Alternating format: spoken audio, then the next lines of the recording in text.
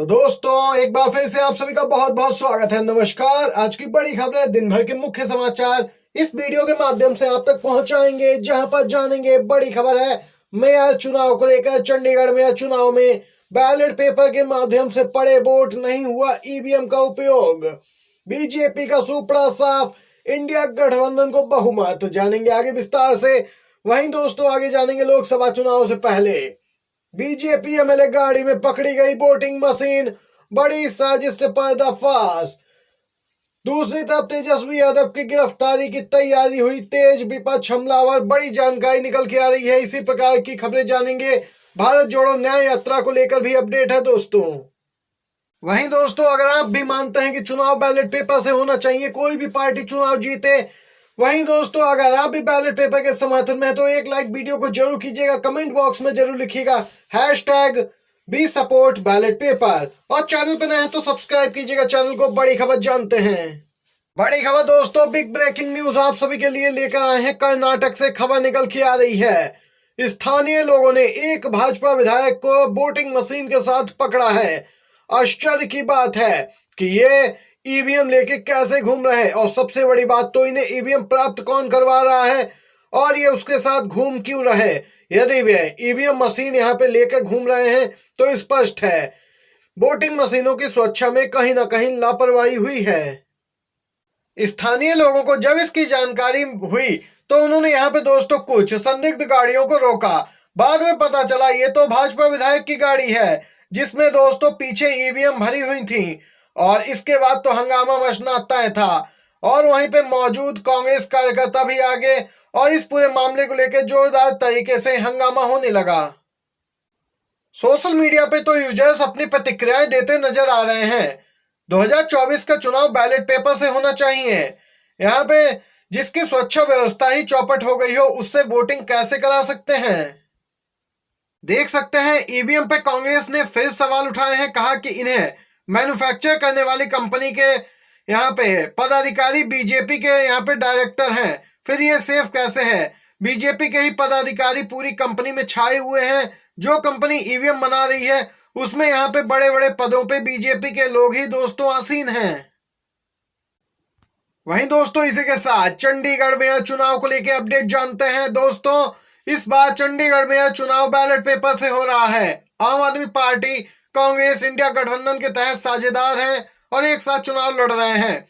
चंडीगढ़ में चुनाव के लिए मतदान जारी है और यहाँ पे जीत का जादुई आंकड़ा 19 है। वर्तमान में कांग्रेस और आम आदमी पार्टी को मिला के गठबंधन के पास कुल 20 वोट है। भाजपा के पास सांसद किरण खेर का वोट मिला लिया जाए तो कुल 15 वोट है। यहाँ पे दोस्तों आपको बताते चले, इंडिया गठबंधन की शानदार जीत होने जा रही है। ये बात पहले से ही तय थी, जिसके चलते अभी तक चुनावों को टाला जा रहा था। लेकिन हाई कोर्ट के आदेश के आगे बीजेपी और प्रशासन की एक न चली। और वहीं पूर्व केंद्रीय मंत्री व वरिष्ठ कांग्रेस नेता पवन बंसल ने कहा कि मेयर चुनाव में गठबंधन की जीत के बाद भाजपा की उल्टी गिनती शुरू होगी। इंडिया गठबंधन की यह पहली चुनावी जंग है जहां से भाजपा की हार की शुरुआत होगी, और यही वजह है कि भाजपा साम दाम दंड भेद आदि अपना कर इस मेयर चुनाव को जीतना चाहती थी। लेकिन इस बार परिवर्तन होगा। और यहाँ पे दोस्तों सबसे अहम बात तो है कि बैलेट पेपर से चुनाव हो रहे हैं, इसीलिए गड़बड़ी की आशंका भी शून्य होगी। तो दूसरी तरफ इलेक्ट्रॉनिक वोटिंग मशीन जो कर्नाटक में पकड़ी गई है, उस पे अभी अभी ताजा बयान आया है कांग्रेस के प्रवक्ता रणदीप सुरजेवाला का। सुरजेवाला ने सवाल उठाए और कहा कि अगर भारत इलेक्ट्रॉनिक्स लिमिटेड ईवीएम की मैन्युफैक्चरिंग करने वाली कंपनी में बीजेपी ऑफिस के पदाधिकारी और नॉमिनी डायरेक्टर हैं, तब क्या ईवीएम सुरक्षित है? क्या इस स्थिति में मुक्त और स्वतंत्र चुनाव हो सकते हैं? इलेक्शंस की पवित्रता को कौन बचाएगा? आखिरकार इस मसले पे भारतीय निर्वाचन आयोग शांत क्यों है? बोलिए और लोकतंत्र बचाइए। देख सकते हैं दोस्तों ये बिग ब्रेकिंग न्यूज अभी निकल के आई है। अब चुनाव आयोग सवालों के घेरे में है। कांग्रेस के राष्ट्रीय अध्यक्ष मल्लिकार्जुन खड़गे का बड़ा बयान, अगर भाजपा सत्ता में फिर से आई तो देश में अब की से चुनाव नहीं होंगे, देश में तानाशाही लागू हो जाएगी। भाजपा भारत को वैसे ही चलाना चाहती है जैसे पुतिन रूस को चलाते हैं। मल्लिकार्जुन खड़गे ने दोस्तों लोगों से लोकतंत्र को बचाने की अपील की है और यहाँ पे स्पष्ट कहा है कि सोच समझ के मतदान करें लोग। दूसरी तरफ बिहार में एनडीए की सरकार बनते ही दोस्तों अब तेजस्वी यादव की मुश्किलें बढ़ती देखी जा सकती हैं। पटना से अपडेट है, बिहार के पूर्व उप मुख्यमंत्री तेजस्वी यादव के मनी लॉन्ड्रिंग के मामले में ईडी के सामने पेश होने पर अब आरजेडी सांसद मनोज झा का बड़ा बयान। कहा कि आप लोग ईडी बेकार में ही बोलते हैं, आपको सही शब्द का इस्तेमाल करना चाहिए। भाजपा, मोदी, अमित शाह ऐसे बोलिए तो मुझे भी मजा आए और उन्हें भी मजा आएगा। जब ये सत्ता का चक्र पलटेगा तो सब इसकी जद में आएंगे। यहाँ पे इशारों इशारों में दोस्तों आरजेडी सांसद मनोज झा ने बड़ी यहाँ पे बात कही है।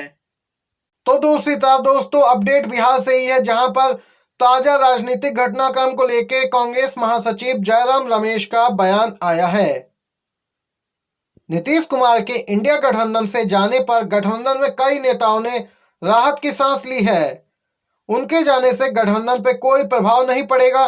नीतीश कुमार के इंडिया गठबंधन से जाने पे गठबंधन में कई नेता तो कह रहे हैं कि शुक्र है यह नेता चला गया, अब माहौल शांत है। कांग्रेस के वरिष्ठ नेता जयराम रमेश का बयान।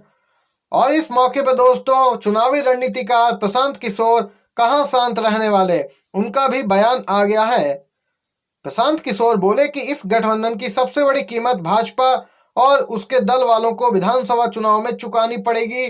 गौरतलब है 2025 में बिहार विधानसभा चुनाव होने हैं।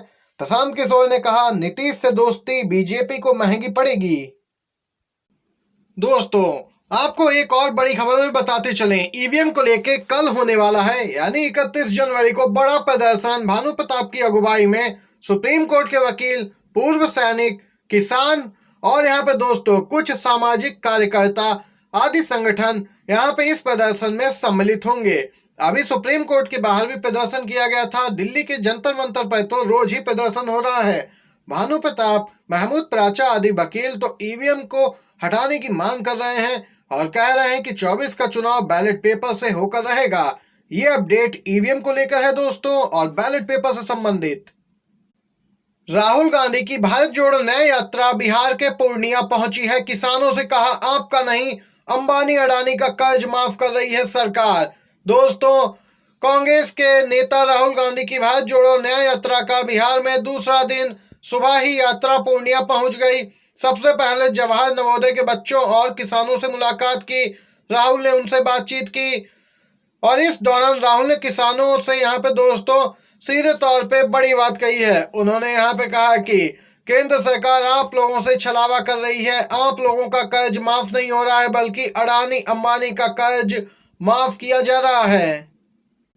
राहुल ने कहा कि जो भी राजनीतिक नेता किसानों की जमीन की रक्षा के बारे में या किसानों के मुद्दे पे बात करेगा उस पर मीडिया 24 घंटे हमला कर रहा है। भारत सरकार यहाँ पे लगातार अडानी अंबानी की मदद कर रही है, गरीबों और किसानों की अनदेखी की जा रही है। उन्होंने यहाँ पे आश्वस्त किया कि एक बार हमारी सरकार सत्ता में आएगी तो हम सबके लिए यहाँ पे एक नया उपाय खोजेंगे और आपकी सरकार होगी। राहुल गांधी के साथ कन्हैया कुमार और बिहार कांग्रेस के अध्यक्ष अखिलेश प्रसाद आदि यहाँ पे मौजूद रहे। ये दिन भर की बड़ी खबरें, मुख्य समाचार आप तक पहुंचाए दोस्तों। वीडियो पसंद आया हो तो एक लाइक एक शेयर जरूर कीजिएगा। आप सभी का वीडियो देखने के लिए धन्यवाद। जय हिंद, जय भारत।